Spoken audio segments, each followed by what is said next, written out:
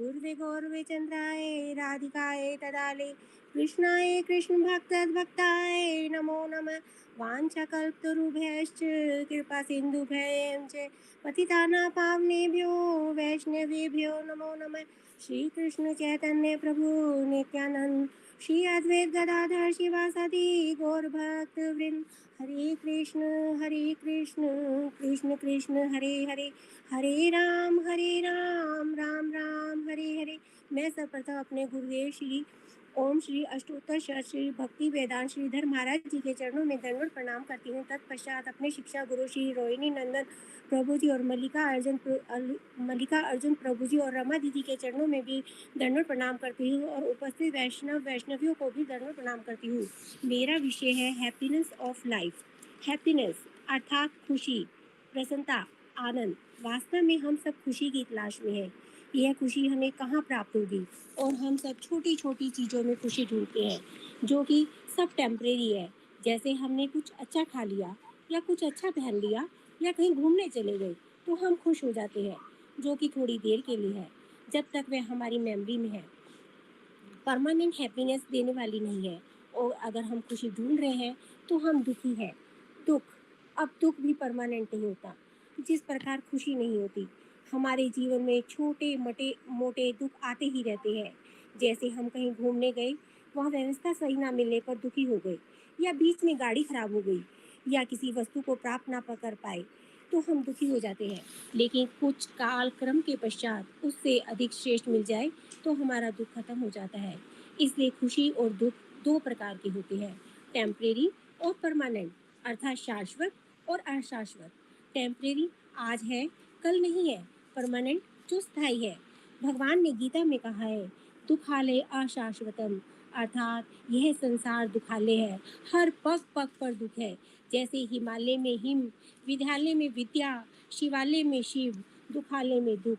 दुखालय में दुख ही दुख मिलते हैं और जब तक ये शरीर है तब तक दुख रहते हैं।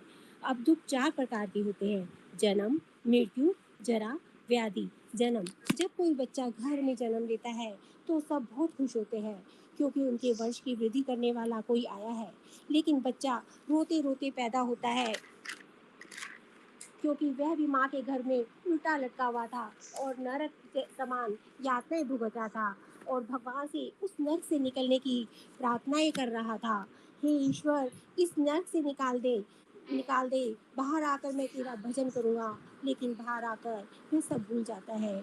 भगवान समय समय पर घड़ी के अलार्म की तरह हमें सावधान भी करते हैं, लेकिन यह जगत की चकाचौंध देखकर सब भूल जाता है। यह जगत किस तरह का है? जैसे एक अंधा दूसरे अंधे को रास्ता दिखा रहा है और दोनों गड्ढे में गिर जाते हैं। अब भगवान हमें समय समय पर सावधान करते हैं, जैसे घुटनों में दर्द होना, बाल का पकना अर्थात सफ़ेद होना, आंखों की रोशनी जाना, दांत टूट जाना और खुद ही टूट जाना, यानी शरीर ही छूट जाता है। अब मृत्यु, मृत्यु भी बहुत दुखदाई होती है। कहते हैं जब यमदूत लेने आते हैं, अब हम भगवान के पार्षद तो नहीं हैं जो हम भगवान के पार्षद तो लेने नहीं आएंगे, क्योंकि हमने भजन नहीं किया तो हम यमदूत ही लेने आएंगे। तो हमें हजारों हजारों बिच्छू काटने के जितना दर्द होता है, इतनी भयंकर पीड़ा होती है कि मलमूत्र तक निकल जाता है। और यदि भजन करेंगे तो इस दुख से बच जाते हैं। जरा यानी बुढ़ापा, अब बुढ़ापे में भी हमें अनेक दुख झेलने पड़ते हैं, अनेक बीमारियां आ जाती है, शरीर दुर्बल हो जाता है, सुनना बंद हो जाता है, दांत टूट जाते हैं, चलना फिरना मुश्किल हो जाता है। हमारी ऐसी अवस्था हो जाती है कि हम जीना चाहते हैं और जी भी नहीं पाते। व्याधि यानी कष्ट, हम प्रतिदिन तीन प्रकार के ताप सहते हैं, आदि दैविक, आदि भौतिक और आध्यात्मिक। ये हर रोज हर हाल में हमें पीड़ा देते हैं और माया देवी इन तीन त्रितापों से बांधकर हमें दुख दे रही है और हम इन कष्टों को न्योता नहीं देते, ये स्वयं ही आ जाते हैं। इसमें जन्म, मृत्यु, जरा तो परमानेंट दुख है और व्याधि टेम्परेरी दुख है। और इस जगत में दुख ही दुख है तो हम सुख की इच्छा क्यों कर रहे हैं? क्योंकि हम इस दुनिया के नहीं हैं, हम शरीर नहीं, हम आत्मा हैं। अब जब आत्मा है तो भौतिक सुख से अलग है, हम आध्यात्मिक सुख के लिए बने हैं। हमारा एकमात्र आनंद सच्चित आनंद स्वरूप भगवान हैं। ये हमें उनके निकट जाकर ही प्राप्त हो सकता है। इस जगत में सुखी होने का अन्य कोई उपाय नहीं है। अथा तो ब्रह्म जिज्ञासा, वास्तव में हमारा श्रेय किस वस्तु में है, ये जानने के लिए हमें ब्रह्म जिज्ञासा करनी होगी। ब्रह्म जिज्ञासा को शांत करने के लिए हमें गुरु के निकट जाना होगा। और गुरु कैसे होने चाहिए?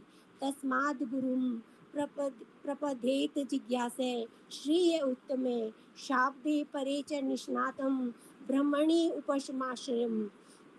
उत्तम श्रेय को जानने के लिए गुरु की शरण में जाना होगा। अब गुरु कैसे होने चाहिए? शाब्दे निष्णातम, भगवान के नाम में रुचि हो, भगवान में आसक्त होने चाहिए। परे च निष्णातम, परम तत्व भगवान भागवत अनुभूति संपन्न हो और समस्त शास्त्रों का सामंजस्य कर सके। शिष्य के मन में यदि कोई शंका हो तो शास्त्र युक्तियों के द्वारा उसका निदान कर सके। ऐसे गुरु ही सद्गुरु होते हैं। तद्विद परिणिपाते परिप्रश्न सेवे उपदेशम। हमें ऐसे गुरु की शरणागति होकर प्रणाम करके प्रश्न करने चाहिए और हमारी ब्रह्म जिज्ञासा को शांत कर हम आगे बढ़ सकते हैं। हमारे श्रेय में हमारी प्रसन्नता होती है। मनुष्य जीवन दुर्लभ है और इसे जीना बहुत मुश्किल है। जब हम इस जीवन का इस दुर्लभता को हम समझ पाएंगे तभी हम इसका बेस्ट यूज कर सकेंगे। आहार निंद्रा भय मैथुनम जय सामान्य में तत पशु भीर नारायणायम धर्मो ही तेषाब अधिको विशेषो धर्मेण हीना पशु भी समाना। आहार निंद्रा भय मैथुन संतान उत्पत्ति में ये चार कार्य मनुष्य और पशु दोनों के लिए समान है। परंतु मनुष्य को पशु से अलग और श्रेष्ठ बनाने वाला धर्म अर्थात आध्यात्मिक चेतना और धर्माचरण है। और जो मनुष्य धर्महीन है वे पशु के समान माना जाता है। मनुष्य किसी भी योनि में ये चार कार्य करता ही है। जो हम खाते हैं, अब आहार जो हम खाते हैं, दूसरा हम अपनी इंद्रियों द्वारा विहार लेते हैं। निंद्रा हम सोने में अपना समय वेस्ट करते हैं और हम सो रहे हैं। दूसरा हम जाग कर भी सो रहे हैं अर्थात माया की निंद्रा जानकर भी अनजान बने हुए हैं। भय भयभीत होकर डिफेंड करना अर्थात रक्षा के लिए प्रबंध करना, घर बनाना, पालन पोषण के लिए चिंतित रहना। मैथुन संतान उत्पन्न करना। मनुष्य और हर योनियों में यह समान है, लेकिन मनुष्य में एक विशेष चीज है, धर्म का पालन करना, स्वरूप को समझना। यानी हम ये प्रश्न खुद से भी कर सकते हैं जो भक्ति विनोद ठाकुर जी ने किए हैं कि आमी हु आई एम कोथाई छीले from where I have come की करते एका एते for what purpose I have here किया काज करे व्हाट वी हैव डन जाबे कोथा शरीर पतने where I will go after the death.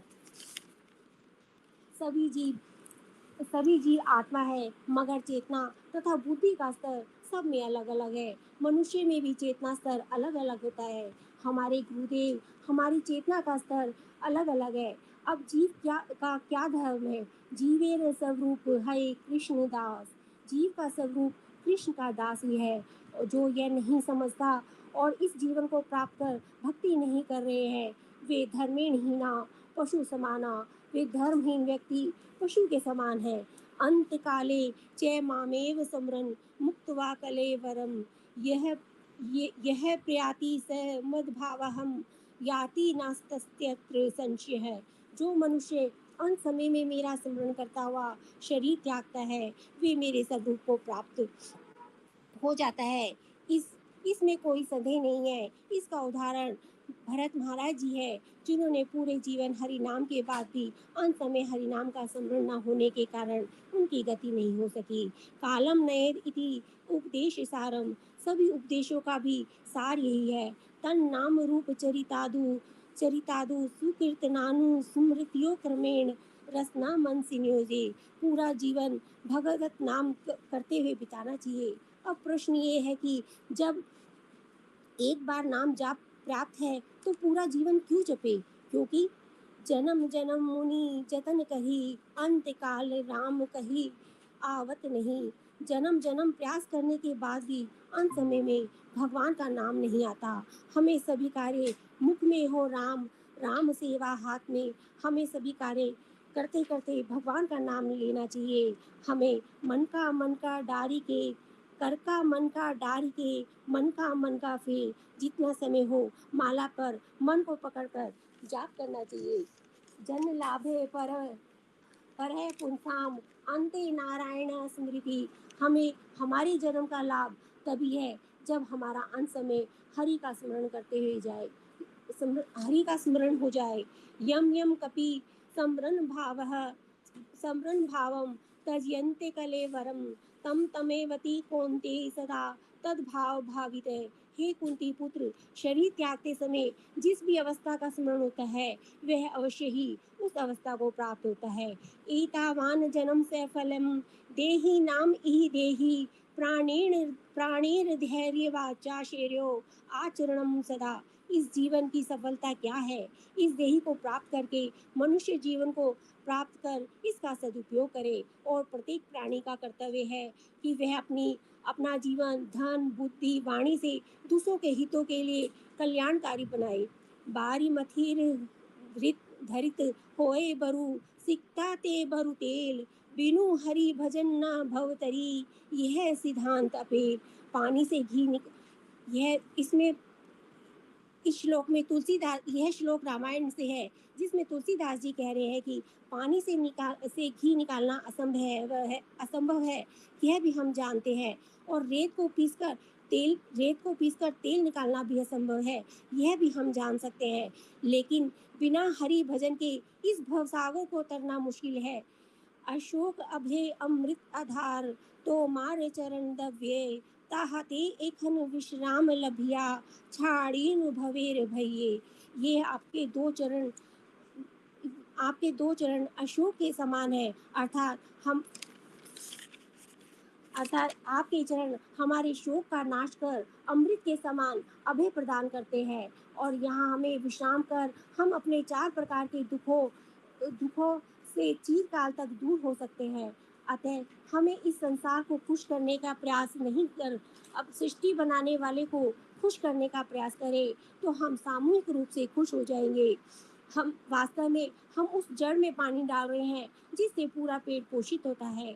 हमें एक एक पत्ती को पानी देने की आवश्यकता नहीं है। यदि हमें खुश होना है तो हमें इस जड़ में पानी डालना ही होगा, इस भगवत रूपी जड़ में पानी डालना ही होगा और भगवत शरण में जाना ही होगा।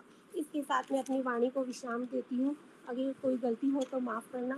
वांछा कल्पतरुभ्यश्च कृपा सिंधु भयेन च पतितानां पावनेभ्यो वैष्णवेभ्यो नमो नमः।